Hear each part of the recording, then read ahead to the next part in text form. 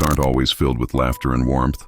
Sometimes they hide the darkest secrets and the most terrifying tales. Join us as we unravel the spine-chilling mysteries of summer's scariest legends. Welcome to Nightmare for Giggles, where your darkest fears come to life. I have 5 summer bedtime stories to tell, so close your eyes and listen. As the summer sun sets and the shadows grow long, these tales will make you think twice before venturing out this season. Prepare yourself for a journey into the unknown, where every campfire crackle, every ocean wave, and every carnival ride hides a sinister secret. Are you ready to face your nightmares?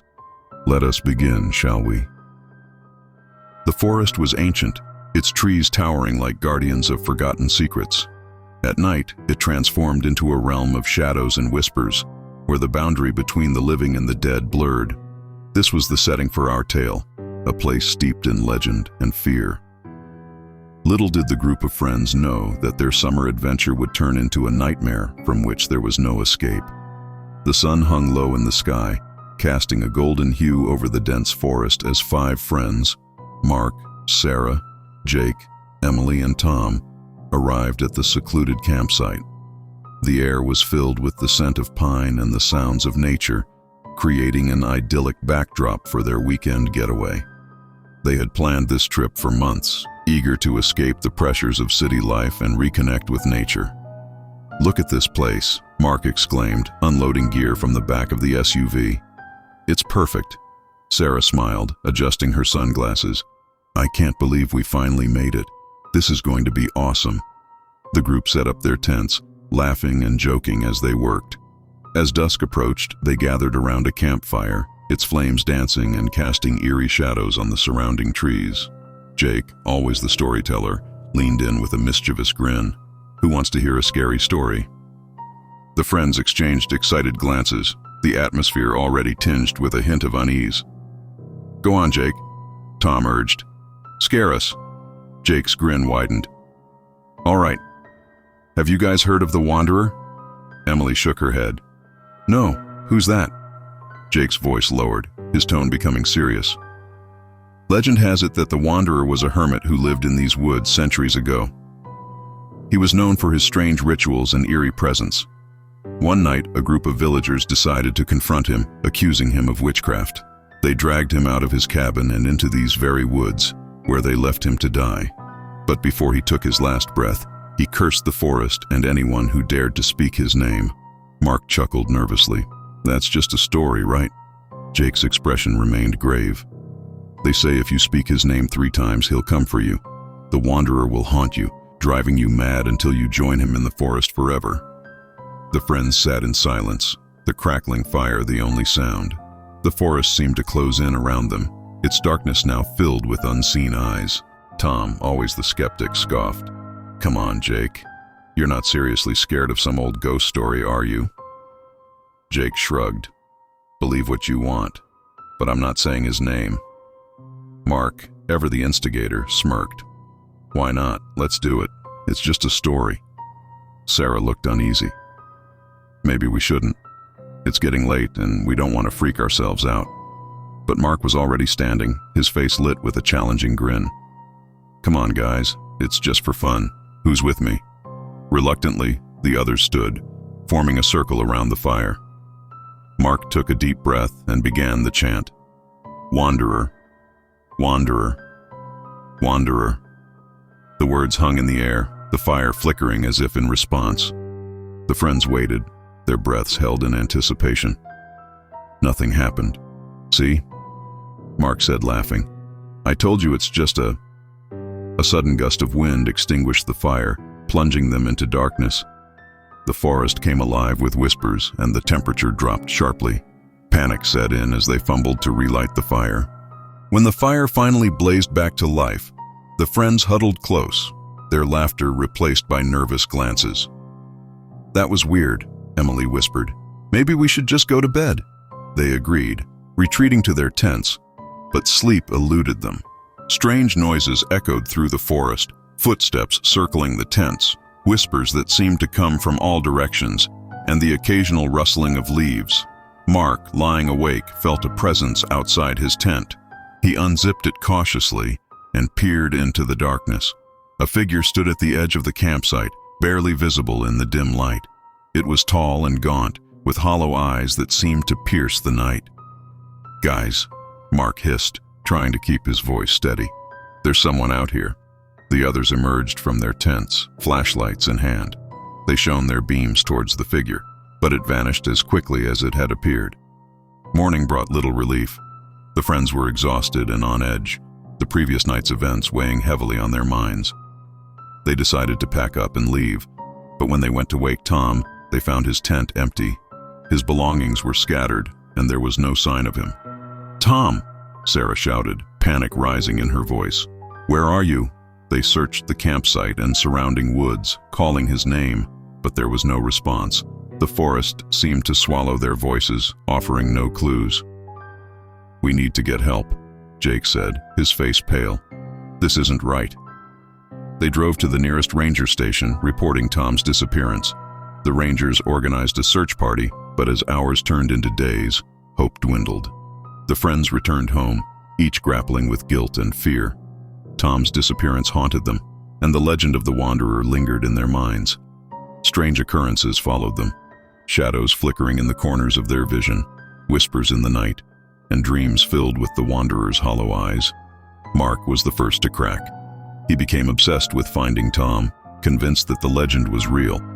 He spent hours researching local folklore, piecing together the wanderer's story. He found accounts of other disappearances, all linked to the cursed chant. "He's real," Mark told the others during a tense meeting. "The wanderer is real, and we need to end this curse." Desperate for answers, the friends agreed to return to the forest. They hoped to confront the wanderer and somehow break the curse. Armed with survival gear and determination, they ventured back to the campsite. The forest welcomed them with an eerie silence. They set up camp, and as night fell, they gathered around the fire once more. "We need to call him again," Mark said, his voice steady. "This time we won't run." They chanted the wanderer's name 3 times, their voices echoing through the forest. The fire flickered, and the temperature plummeted. A figure emerged from the shadows, its presence sending shivers down their spines. The wanderer stood before them, his hollow eyes fixed on the group.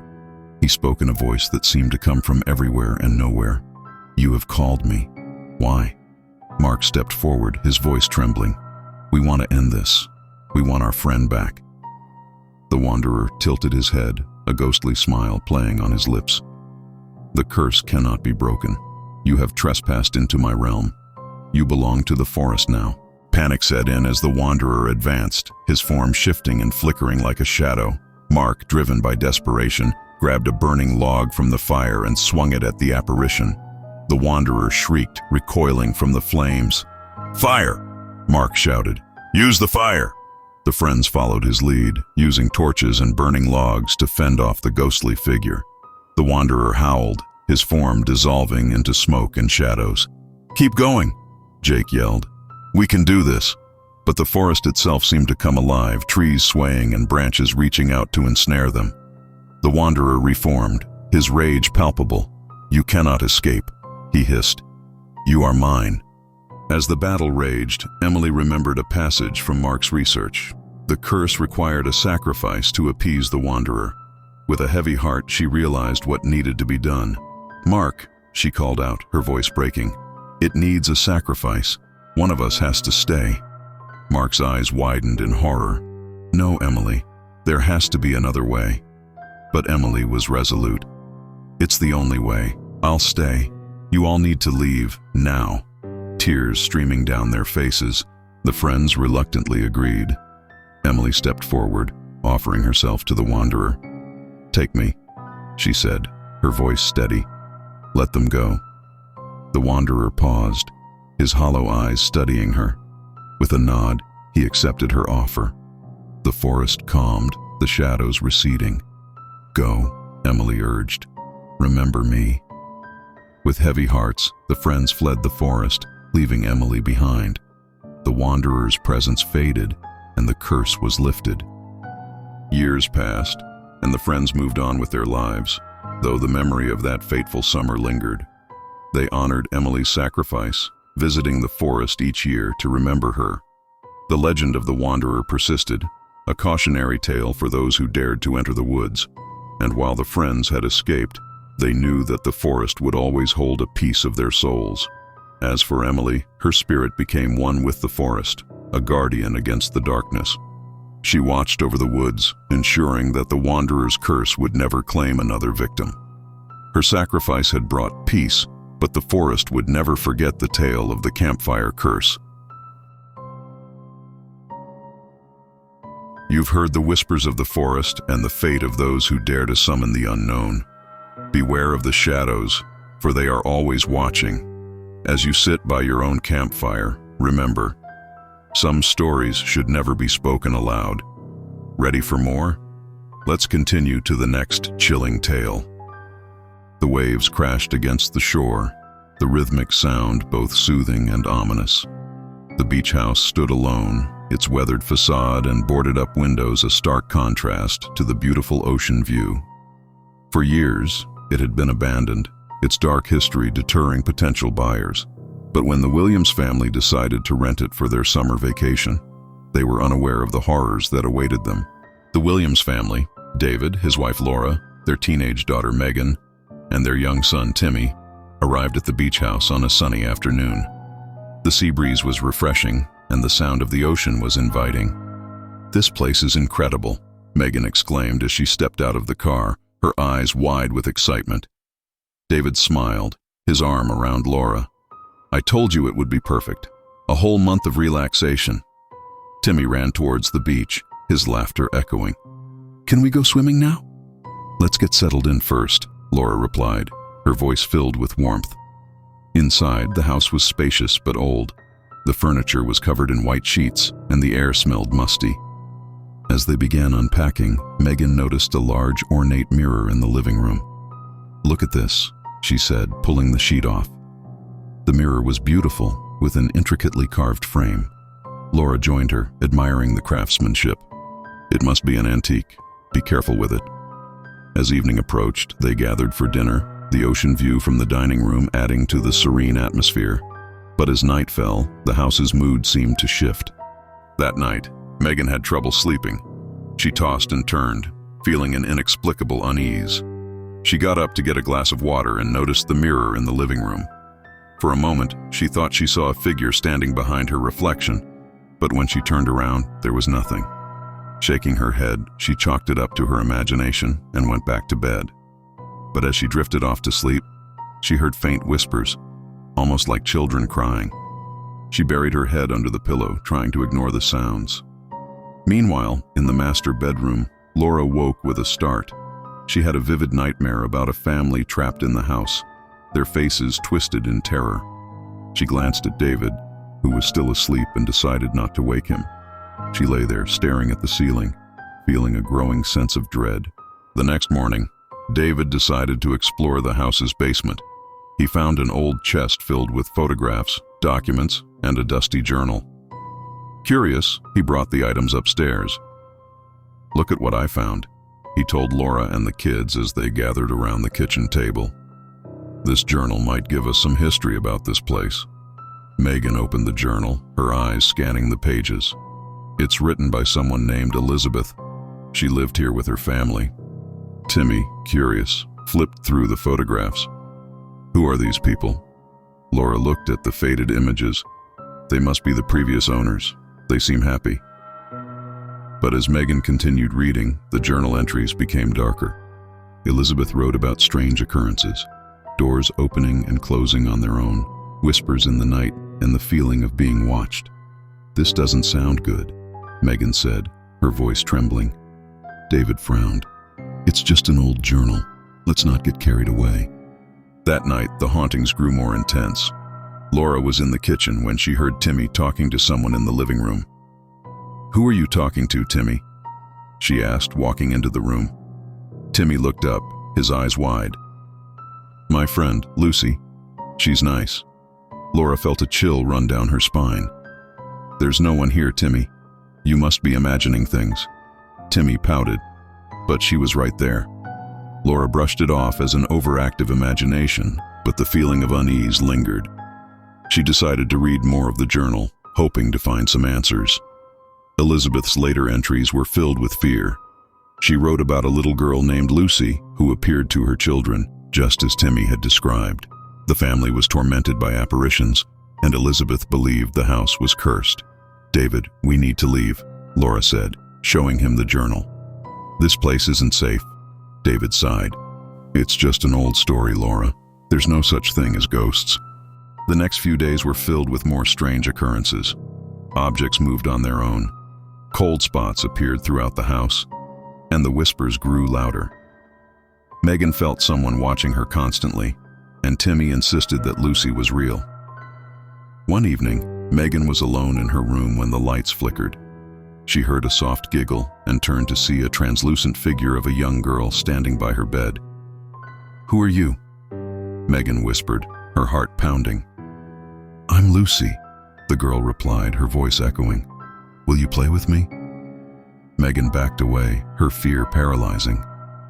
"What do you want?" Lucy's expression turned sad. "I want to be free." The figure vanished, leaving Megan shaken. She ran to her parents, tears streaming down her face. "I saw her. I saw Lucy," she cried. David, finally realizing the severity of the situation, decided they needed to leave the house.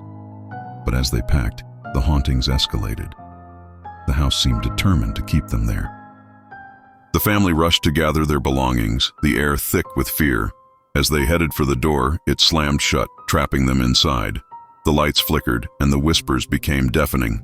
"Let us out," David shouted, pounding on the door. Megan clutched Timmy, trying to comfort him. "It's going to be okay," she whispered, though she didn't believe it herself. Laura, desperate, remembered something from the journal. Elizabeth had tried to perform a cleansing ritual but had failed. She hoped that finishing what Elizabeth started might free them. "We need to go to the basement," Laura said, grabbing the journal. Elizabeth wrote about a ritual that might help. David nodded, and they hurried downstairs. The basement was colder than before, the air heavy with malice. Laura found the spot Elizabeth had described and began reading the incantation from the journal. As she recited the words, the house seemed to come alive, shaking and groaning. Shadows danced on the walls and the temperature plummeted. A ghostly figure materialized in front of them, its face twisted in anger. It was Elizabeth, or what was left of her. Her eyes glowed with a supernatural fury. "Why are you here?" Elizabeth's voice echoed, filled with sorrow and rage. "We want to free you," Laura said, her voice trembling. "Please, let us help."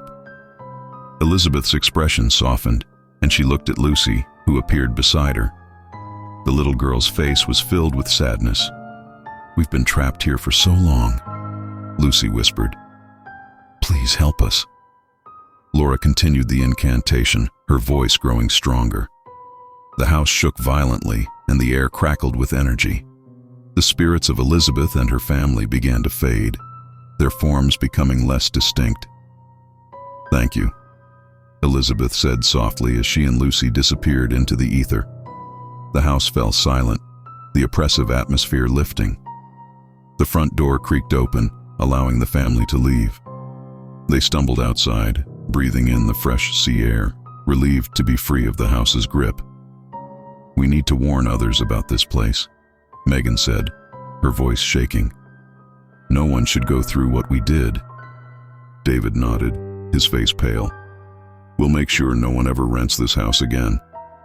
As they drove away, the beach house stood empty, its dark history now known. The Williams family would never forget their summer at the haunted beach house, the experience leaving a permanent mark on their lives. Months later, the Williams family tried to move on, but the memories of the beach house lingered. Megan had nightmares about Lucy, and Timmy occasionally talked about his ghostly friend. Laura and David did their best to reassure their children, but they couldn't shake the feeling that they had left something unfinished. One night, Megan had a dream. She saw Elizabeth and Lucy, their faces peaceful, standing on the beach.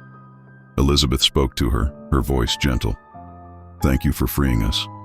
We can finally rest." Megan woke with a start, feeling a sense of closure.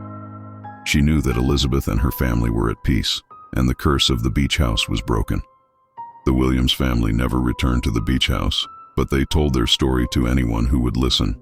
The haunted beach house became a local legend, a cautionary tale for those who sought adventure in the unknown. And so, the beach house stood empty, a silent sentinel by the ocean, its dark history now a part of the fabric of the town's lore. But for the Williams family, it was a reminder that some places are better left undisturbed, their secrets buried beneath the sands of time. The walls of that beach house held secrets too dark to be forgotten, and the spirits within begged for release. If you ever find yourself alone by the ocean, be cautious of the whispers carried by the wind. Now brace yourself as we dive into another nightmare. Onward to the next story. The traveling carnival appeared overnight, without fanfare or announcement, in the sleepy town of Ravens Creek.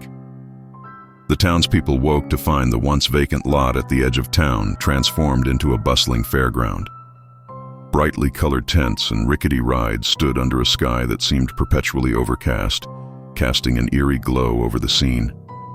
Curious, the townspeople flocked to the carnival, unaware of the sinister secrets it held. Sophia, a high school senior with a penchant for adventure, was among the first to visit the carnival with her friends, Alex, Jake, and Emma. They were drawn by the mysterious aura that surrounded the place and the promise of an unforgettable experience. "Did you hear how this carnival just showed up out of nowhere?" Alex said, his eyes wide with excitement as they walked through the entrance. Sophia nodded, her gaze fixed on the towering Ferris wheel that loomed against the gray sky. "Yeah, it's weird. But that's what makes it so cool, right?" Emma shivered despite the mild temperature. "I don't know. It feels off."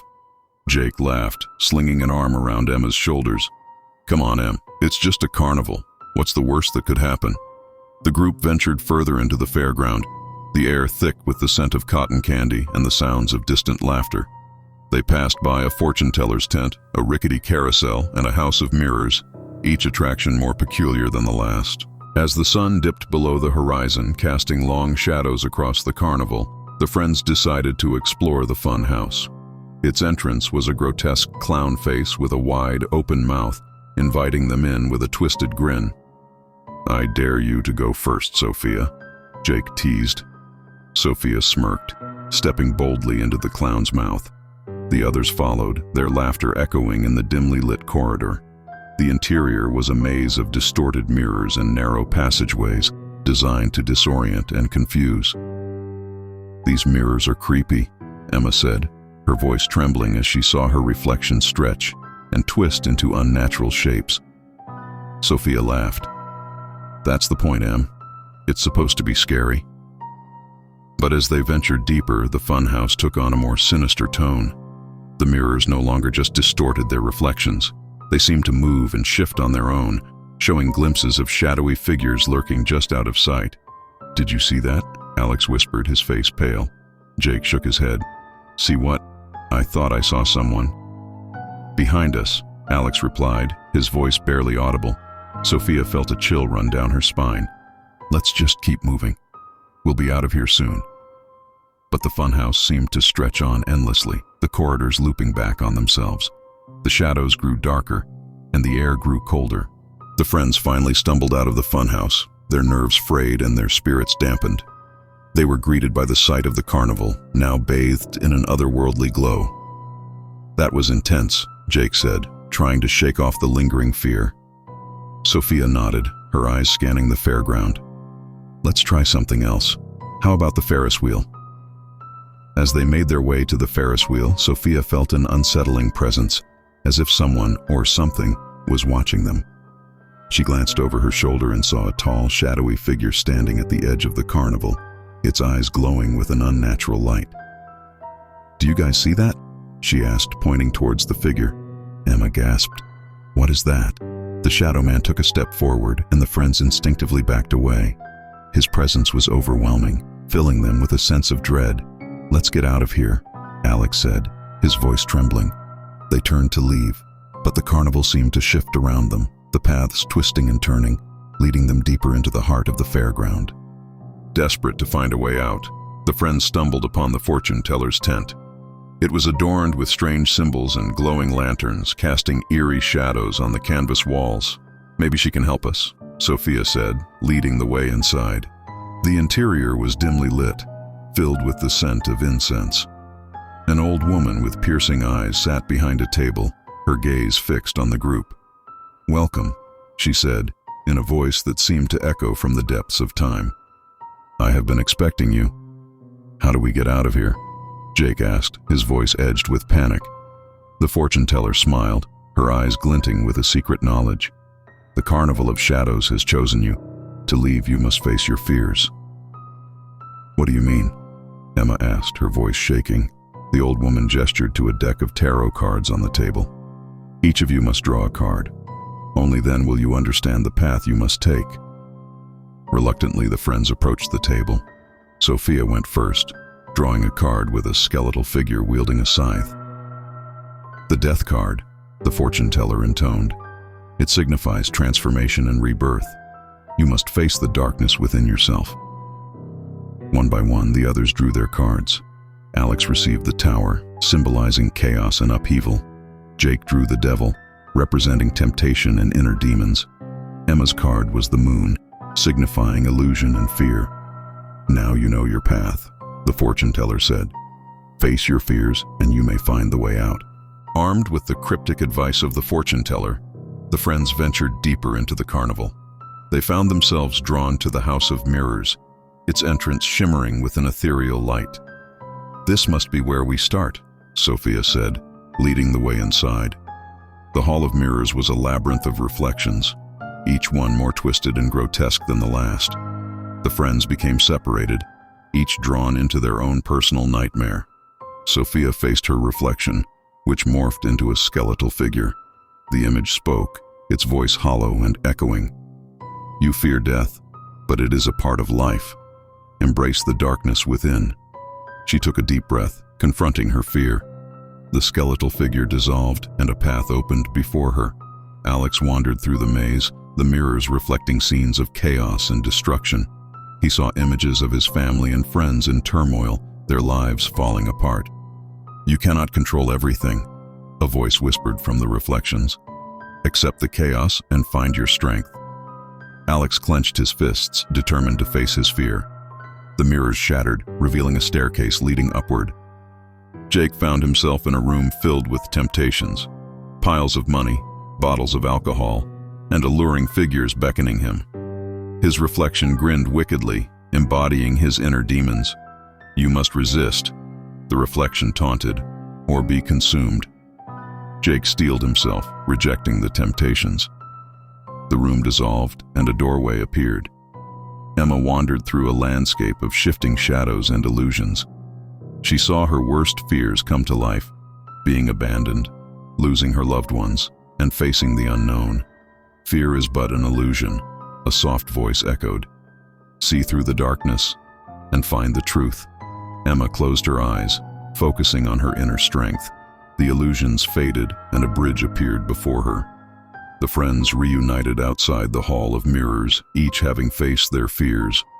The Shadow Man stood before them, his eyes burning with an otherworldly light. "You have passed the trials," he intoned. "But to truly escape, you must confront me." Sophia stepped forward, her voice steady. "We're not afraid of you." The Shadow Man laughed, his form shifting and flickering. "Then face me, if you dare." The friends joined hands, their combined strength forming a shield of light. The Shadow Man recoiled, his power waning. "You cannot defeat us," Alex shouted. "We're stronger together." With a final defiant scream, the Shadow Man dissolved into darkness, his presence vanquished. The carnival began to dissolve around them, the tents and rides fading into mist. The friends found themselves standing at the edge of the vacant lot, the dawn breaking over the horizon. "We did it," Emma whispered, tears of relief streaming down her face. Sophia hugged her friends, their bond stronger than ever. "We faced our fears and made it out." As they walked away from the lot, the Carnival of Shadows disappeared, leaving no trace of its existence. The townspeople never spoke of it again, but the friends would always remember the night they faced the darkness and emerged victorious. Years later, the friends remained close. their experience at the Carnival of Shadows forging an unbreakable bond. They often reminisced about that night, the memories both terrifying and empowering. Sophia became a psychologist, helping others face their fears. Alex pursued a career in architecture, designing buildings that could withstand any chaos. Jake became a counselor, guiding people through their inner demons. Emma became a writer, her stories filled with themes of overcoming fear and embracing the unknown. The Carnival of Shadows remained a mystery, its origins and purpose unknown. But for those who had faced it and survived, it was a reminder of the strength that could be found within and the power of confronting one's fears. And somewhere, in the shadows, the carnival waited, ready to test the next group of unsuspecting souls who dared to seek adventure in the unknown. The Carnival of Shadows has shown you the price of facing your deepest fears. Remember, not all fun and games are what they seem, and some attractions may trap you forever. Hold your breath, for the next tale is even darker. Let's proceed to the next story. The legend of the sunken village was a tale often whispered around campfires and shared among locals of Ashwood. It spoke of a once thriving village that mysteriously disappeared overnight, swallowed by a malevolent force. The village now lay at the bottom of Ashwood Lake, its ruins visible only during certain times of the year. Despite the warnings, a group of adventurous teens decided to uncover its secrets during their summer break. On a hot summer day, 5 friends, Liam, Grace, Ethan, Sarah, and Max, gathered at Liam's house, excitement buzzing in the air. "Are you guys ready for the ultimate adventure?" Liam asked, his eyes gleaming with anticipation. Grace, always the practical one, raised an eyebrow. "Are you sure this is a good idea? I mean, the sunken village is just a legend, right?" Ethan grinned, shaking his head. "Come on, Grace, it's going to be awesome. We'll make history." Sarah, the skeptic, sighed. "I just hope we don't end up as the next scary story people tell." Max, the youngest and most eager, couldn't contain his excitement. "Let's do this. We'll be the first to explore the village up close." Armed with diving gear, cameras, and flashlights, they set out for Ashwood Lake, their spirits high and their hearts pounding with the thrill of the unknown. As they reached the lake, the sun was beginning to set, casting an orange glow on the water's surface. The friends set up their camp on the shore, preparing for their underwater exploration. "Remember, the village is supposed to be in the middle of the lake," Liam said, checking his equipment. "Stick together and don't wander off." With a final nod of agreement, they slipped into the water, the coldness sending shivers down their spines. They swam towards the center of the lake, the anticipation growing with each stroke. The lake was eerily silent, the water murky and dark. They descended slowly, the light from their flashlights cutting through the gloom. As they went deeper, the ruins of the village began to emerge from the shadows. Crumbling buildings, ancient artifacts, and long-forgotten relics of a bygone era. "Look at that," Grace whispered through her mask, pointing to a half-buried statue. "It's beautiful and creepy at the same time." Ethan swam closer to an old house, peering inside. "There's so much history here. I can't believe no one's documented this before." But as they explored, the water grew colder, and a sense of unease settled over them. Liam led the group towards the center of the village, where a large stone structure stood partially submerged. It looked like an old church, its spire reaching up towards the surface. "Let's check it out," Liam signaled, his excitement mingling with a growing sense of dread. They swam into the church, their flashlights illuminating the interior. The walls were covered in strange symbols, and the floor was littered with bones. "This place gives me the creeps," Sarah muttered, her eyes darting around nervously. Max, who had been exploring a side room, suddenly called out, "Guys, come look at this." The group swam over, their curiosity piqued. Max was standing in front of an old, ornate chest, its lid slightly ajar. "What do you think is inside?" Ethan asked, his voice filled with anticipation. "Only one way to find out," Liam replied, reaching out to open the chest. As the lid creaked open, a burst of cold water rushed out, enveloping them in darkness. The friends were thrown back, their flashlights flickering. When the water cleared, they found themselves standing on solid ground, in the middle of the sunken village, but it was no longer submerged. The village was alive with ghostly figures, the buildings intact and the streets filled with eerie, silent townspeople. The friends stood frozen, their hearts pounding in their chests. "What just happened?" Grace whispered, her voice trembling. "We must have triggered some kind of curse," Liam replied, his eyes wide with shock. A figure approached them, a woman dressed in old-fashioned clothing, her eyes hollow and filled with sorrow. "You should not have come here," she said, her voice echoing in the still air. "Who are you?" Sarah asked, taking a step back. "I am Eliza, one of the villagers cursed to remain here forever," the woman replied. "You have disturbed the balance and awakened the curse." "How do we break it?" Liam asked, his voice steady despite the fear gripping him. Eliza shook her head. "There is no escape. You must find a way to appease the spirits, or you will join us in eternal torment." Determined to break the curse, the friends set out to explore the village, hoping to find a way to appease the spirits. They wandered through the streets, the ghostly figures watching them with empty eyes.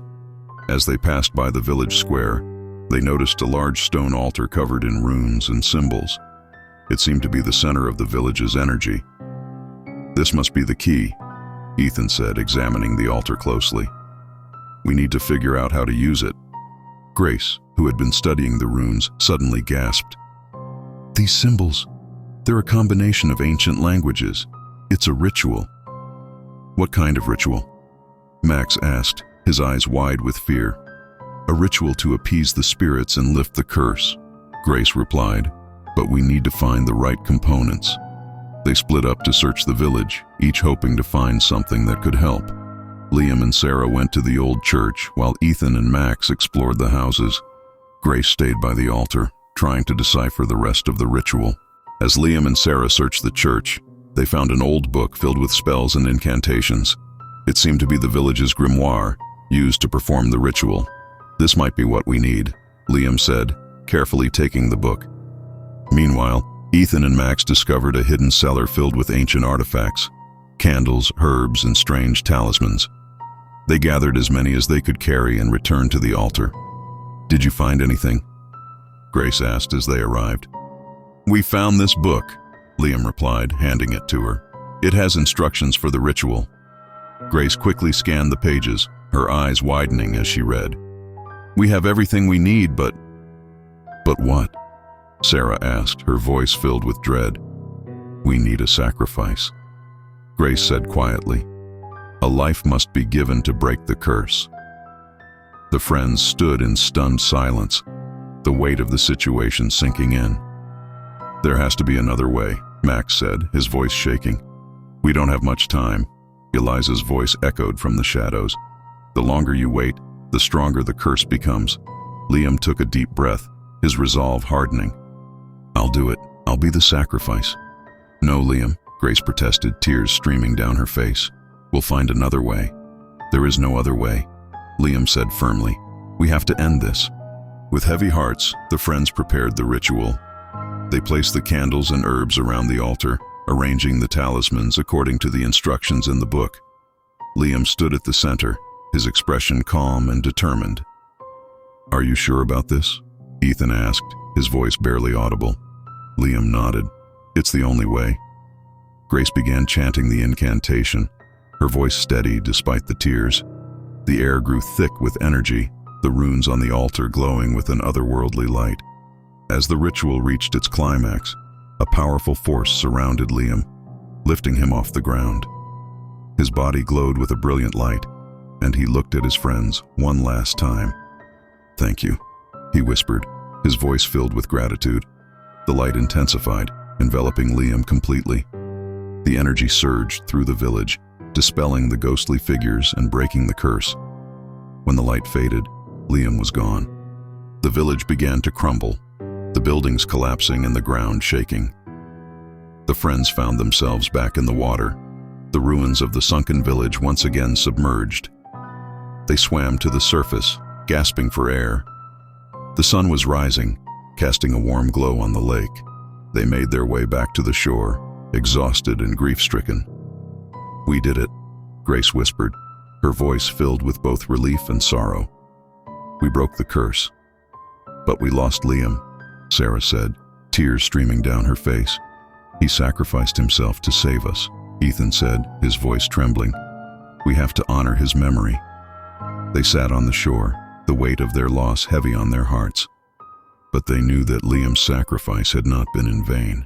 The sunken village was now at peace, its dark history finally laid to rest. The friends returned to Ashwood, forever changed by their experience. They told their story to the townspeople, who listened in awe and respect. The legend of the sunken village was no longer just a tale of horror, but also one of bravery and sacrifice. Years later, Grace became an archaeologist, dedicated to uncovering and preserving history. Ethan pursued a career in marine biology, inspired by their underwater adventure. Sarah became a writer, sharing their story with the world. Max, the youngest, followed in Liam's footsteps, becoming a leader and protector of those he cared about. They never forgot Liam's sacrifice, visiting Ashwood Lake every year to honor his memory. The lake, once a place of fear, became a symbol of courage and friendship. The sunken village remained a mystery, its ruins still visible beneath the surface. But the curse was broken, and the spirits were at peace.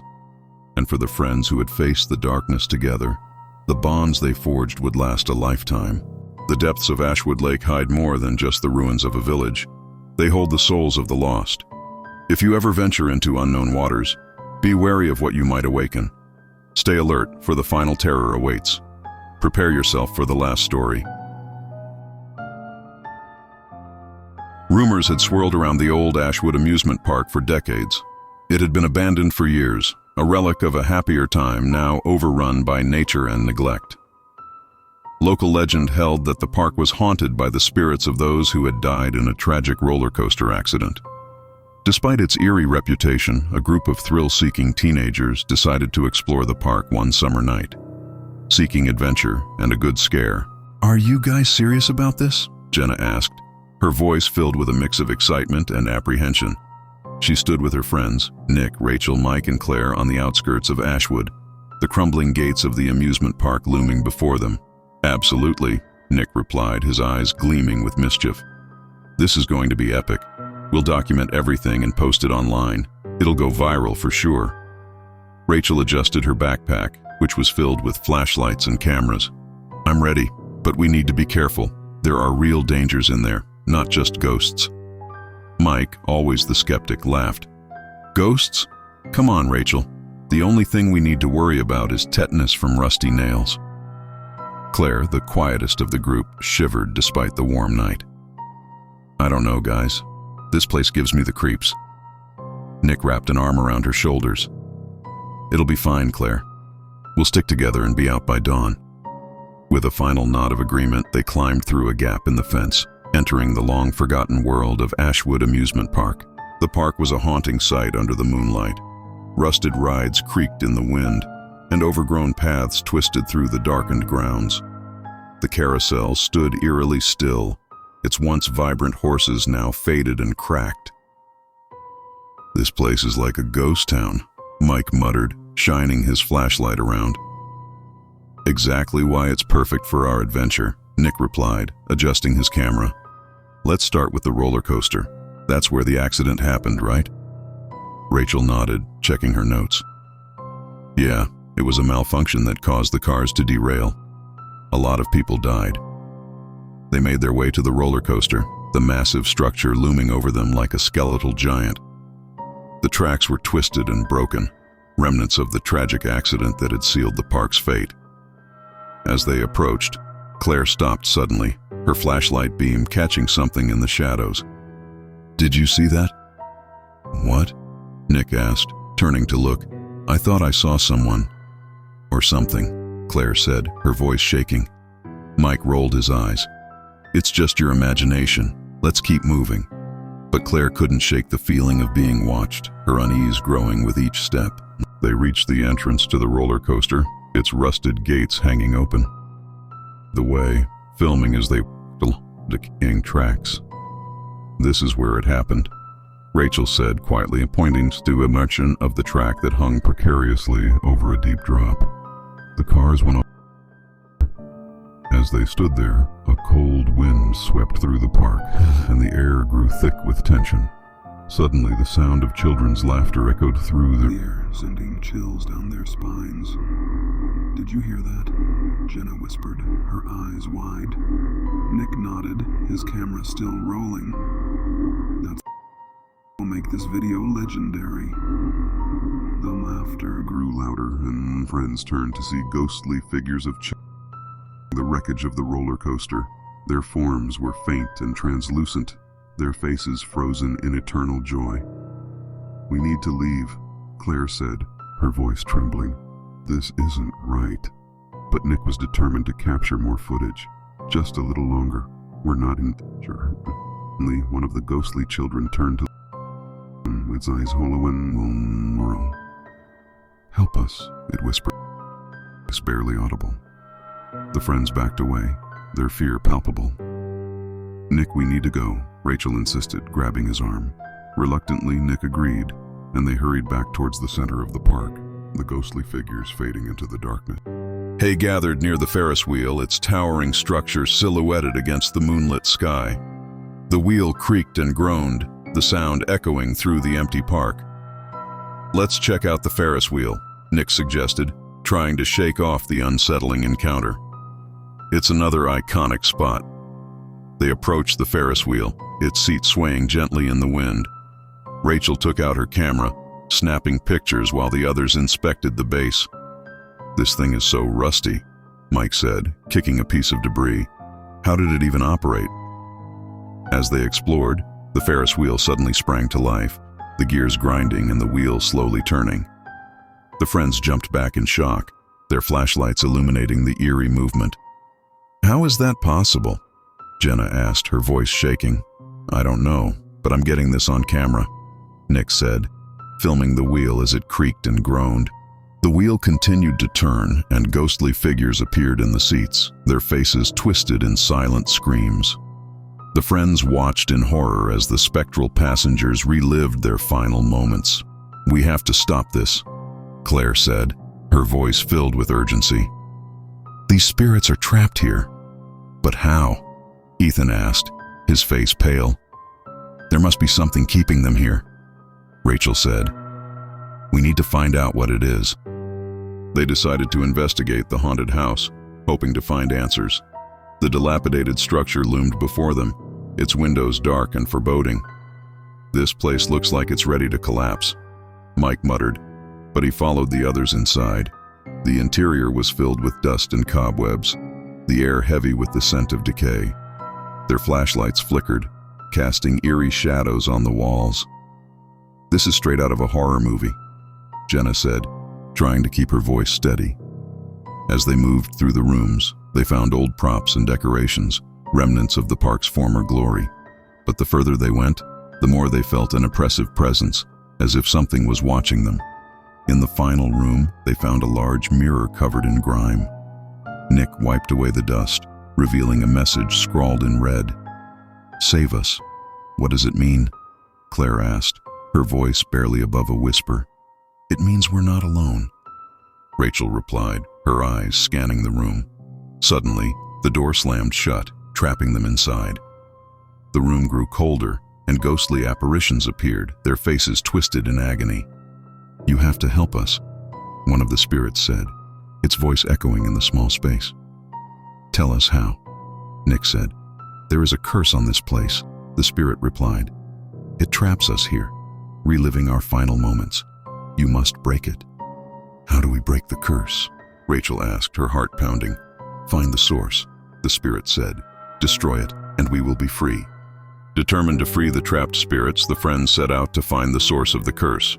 They split up to cover more ground, each group exploring different parts of the park.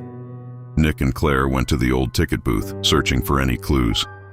They found a hidden compartment filled with old documents and a tattered map of the park. "Look at this," Nick said, showing the map to Claire. "It marks a spot in the center of the park. Maybe that's where the source is." Meanwhile, Rachel, Jenna, and Mike explored the abandoned arcade, sifting through the rubble. They found an old journal belonging to the park's owner, detailing strange occurrences and accidents leading up to the park's closure. It says here that the park was built on cursed land, Rachel read aloud. The owner tried to contain the curse, but it only grew stronger. We need to find that spot on the map, Mike said. It must be where the curse originated. The groups reconvened near the Ferris wheel, sharing their findings. With the map in hand, they made their way to the marked spot, the anticipation and fear growing with each step. The marked spot was a small clearing in the center of the park, overgrown with weeds and surrounded by rusted fences. In the middle stood an old, twisted tree, its branches reaching out like skeletal fingers. This must be it, Nick said, his voice filled with determination. The source of the curse. They approached the tree, their flashlights illuminating its gnarled trunk. At the base, they found an old, weathered box, partially buried in the dirt. "Open it," Rachel urged, her voice trembling. Nick knelt down, carefully prying open the box. Inside, they found a collection of strange artifacts, bones, trinkets, and a small, blackened heart. "This is it," Claire said, her eyes wide. "We have to destroy it." With a deep breath, Nick took out the heart, feeling a surge of malevolent energy. "Stand back," he warned, setting the heart on the ground. Rachel handed him a lighter, and he set the heart ablaze. The fire roared to life, consuming the heart and the artifacts. The ground shook, and a scream echoed through the park, filled with rage and pain. As the fire burned, the oppressive presence lifted, and the park seemed to breathe a sigh of relief. The ghostly figures appeared one last time, their faces filled with gratitude. "Thank you," the spirit from the haunted house said, its voice filled with relief. "We are free." The friends watched as the spirits faded into the night, their souls finally at peace. The sun was beginning to rise as the friends made their way out of the park, their bodies exhausted but their spirits lifted. "We did it," Jenna said, her voice filled with awe. "We actually did it." Nick nodded, his camera still in hand. "This is going to make one hell of a story." Rachel smiled, her heart filled with a sense of accomplishment. "We freed them. That's what matters." As they reached the gates, they turned back one last time. The park, once a place of fear and sorrow, now stood silent and peaceful, its dark history finally laid to rest. The friends returned to their normal lives, forever changed by their experience at Ashwood Amusement Park. Nick's footage went viral, drawing attention to the park's haunted past and their heroic efforts to free the trapped spirits. Rachel pursued a career in journalism, sharing stories of the paranormal and the unknown. Jenna became an artist, her work inspired by the eerie beauty of the park. Mike, ever the skeptic, found a new appreciation for the mysteries of the world, while Claire dedicated her life to helping others overcome their fears. They never forgot the night they faced the darkness together, the bonds they forged unbreakable. And though Ashwood Amusement Park remained abandoned, it was no longer a place of terror, but a testament to the power of courage and friendship. The legend of the abandoned amusement park lived on, a cautionary tale for those who dared to seek adventure in the unknown. But for the friends who had braved its haunted grounds, it was a reminder that even in the darkest places, light could be found and spirits could be set free. The abandoned amusement park has revealed its tragic past and the restless spirits that haunt its grounds. Before you seek out your next thrill, remember that some places are better left forgotten. But before we end our journey into the darkness, here's a bonus story just for you. Stay with us for one more chilling tale. The small town of Millfield was known for its quaint charm and close-knit community. But hidden away from the bustling main street was an old library, long forgotten by most of the townsfolk. The building, with its ivy-covered walls and creaking doors, stood as a relic of the past. Many believed it to be haunted, its shelves filled with books that held secrets too dark to be read. One rainy afternoon, a young woman named Alice, new to Millfield, stumbled upon the library. Seeking shelter from the storm, she pushed open the heavy wooden doors and stepped inside. The musty smell of old books filled the air, and the dim light from the high windows cast eerie shadows on the walls. "Hello?" Alice called out, but her voice echoed through the empty building. She wandered through the aisles, running her fingers along the dusty spines of the books. One book in particular caught her eye, a large leather-bound volume with no title on the cover. Curious, she pulled it from the shelf and opened it. The pages of the book were filled with strange symbols and cryptic writings. As Alice flipped through it, she noticed a loose page tucked in the back. Unfolding it, she found an old map of the library with a hidden room marked on it. Intrigued, Alice followed the map, tracing her steps to a secluded corner of the library. She found a small, ornate door hidden behind a tapestry. With a deep breath, she pushed it open and entered the hidden room. The room was dimly lit by a single flickering candle. In the center stood a large wooden table covered in ancient manuscripts and artifacts. On the far wall, a mirror with an intricate frame reflected the candle's glow. As Alice approached the table, she noticed a strange, unsettling feeling. It was as if the room itself was alive, watching her every move. She picked up one of the manuscripts and began to read. It told the story of a sorcerer who had once lived in Millfield, using dark magic to control the townspeople. The sorcerer had been defeated and trapped within a mirror, cursed to remain there for eternity. Alice felt a chill run down her spine as she looked at the mirror. The reflection seemed off, the candle's flame flickering in unnatural patterns. She reached out to touch the frame, and as her fingers brushed the surface, the room plunged into darkness. The candle was snuffed out, and the air grew icy cold. Alice tried to move, but her body felt paralyzed. A sinister whisper filled the room, echoing from the mirror. "Thank you for freeing me," the voice hissed. "I have been waiting for centuries." The mirror's surface rippled and a shadowy figure emerged. The sorcerer, with his dark robes and piercing eyes, stepped into the room. He looked at Alice, a wicked smile spreading across his face. "Your curiosity has unleashed me upon this world once more," he said, "and now you will take my place." With a wave of his hand, the sorcerer cast a spell, and Alice felt herself being pulled towards the mirror. She tried to scream, but no sound escaped her lips. Her reflection faded as she was drawn into the glass, trapped within the mirror's cursed depths. The sorcerer, now free, vanished from the library, leaving the hidden room in darkness. The candle reignited, casting a faint light on the table where Alice had stood. The mirror, now smooth and clear, showed no trace of her. The next day, the townsfolk noticed strange occurrences, unexplained shadows, whispered voices, and a feeling of dread that hung over Millfield. The old library remained silent, its secrets hidden once more.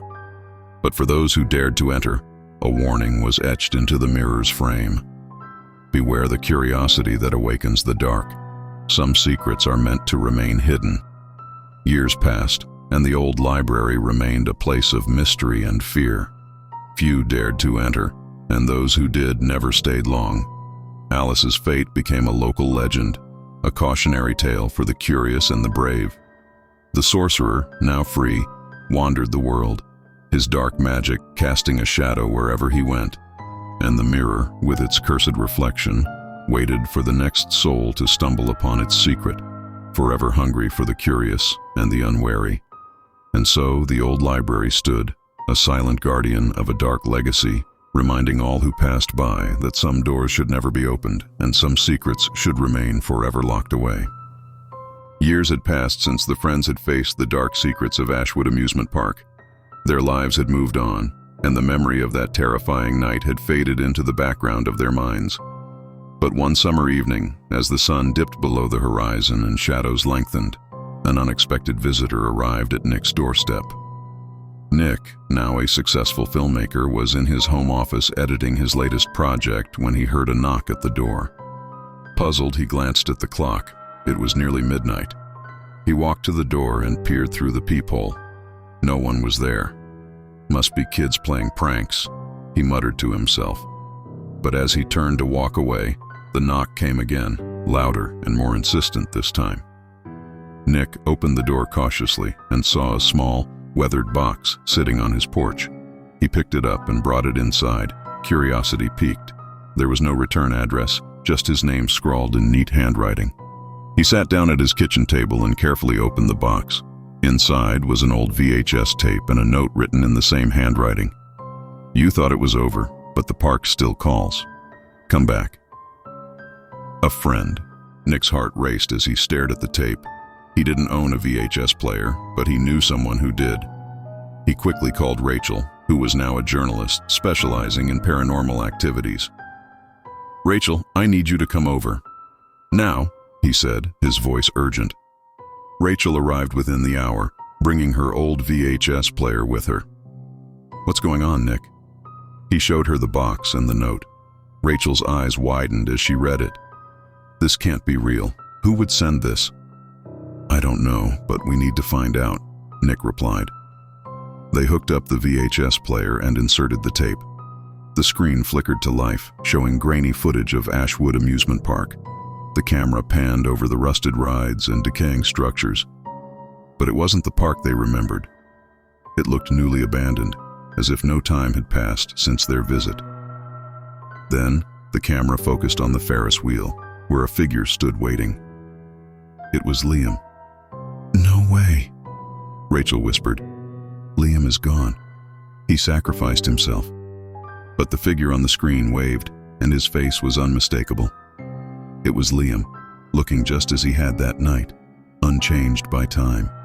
"We need to go back," Nick said, determination in his voice. "Liam needs us." Nick and Rachel quickly gathered the old group together, Jenna, Mike, and Claire. They drove back to Ashwood, the familiar fear and anticipation gnawing at their insides.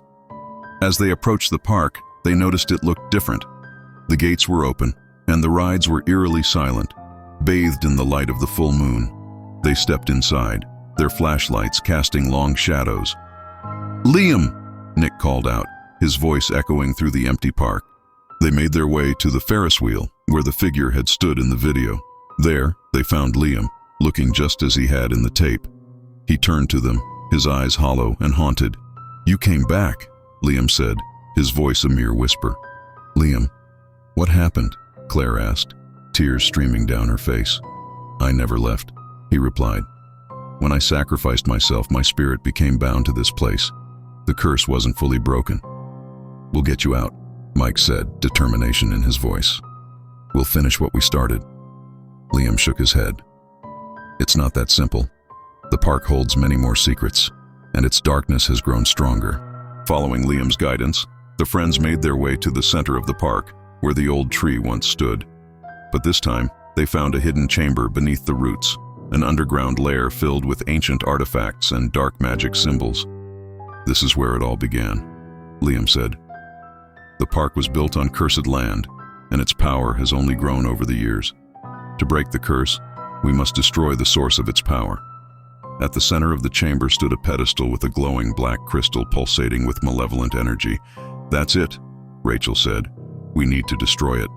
But as they approached the crystal, the ground shook, and ghostly figures materialized around them, the spirits of those trapped by the curse. "You cannot escape," a voice echoed, filled with rage. "You will join us. We have to do this together," Nick said, grabbing a heavy rock. "On the count of 3. The friends nodded, their fear replaced by a newfound resolve. 1, 2, 3. They slammed the rock into the crystal, shattering it into pieces. A blinding light filled the chamber, and the spirits let out a collective wail as they were released from their torment. When the light faded, the chamber was empty, the oppressive energy gone. The friends looked around, their hearts pounding. "It's over," Liam said, his form beginning to fade. "Thank you. You've freed us all." "Liam, wait," Claire cried, reaching out. But Liam smiled, a look of peace on his face. "I'm finally free." He vanished, leaving the friends standing in the now empty chamber. They made their way out of the park, the first light of dawn breaking over the horizon. The friends returned to their lives, forever bonded by their shared experience. The story of Ashwood Amusement Park became a legend, a testament to the power of courage and friendship in the face of darkness. Nick's footage from the final confrontation went viral, drawing attention from paranormal enthusiasts and skeptics alike. The park was eventually demolished, its land cleansed and transformed into a memorial for those who had been lost. And as the friends gathered each year to remember Liam and the others, they knew that some spirits could never be truly forgotten, but their courage had brought peace to the restless souls of Ashwood Amusement Park. The final message from Nick's video echoed in their minds. Some adventures change you forever. Always remember the friends who stood by you in the darkest times, and never forget the light that guided you through. And with that, they closed the chapter on their haunting past, knowing that they had faced the darkness and emerged victorious. Thank you for joining us on this spine-chilling journey through the darkest corners of summer. We hope these tales have sent shivers down your spine and left you with a sense of unease. Remember, the world is full of mysteries and shadows, and sometimes, the scariest stories are the ones that hit closest to home. If you enjoyed this collection of horror, be sure to like, share, and subscribe to Nightmare for Giggles for more tales of terror. And don't forget to hit the notification bell so you never miss a moment of the fear we bring straight to your screen. Until next time, stay curious, stay cautious, and remember, the darkness is always closer than you think.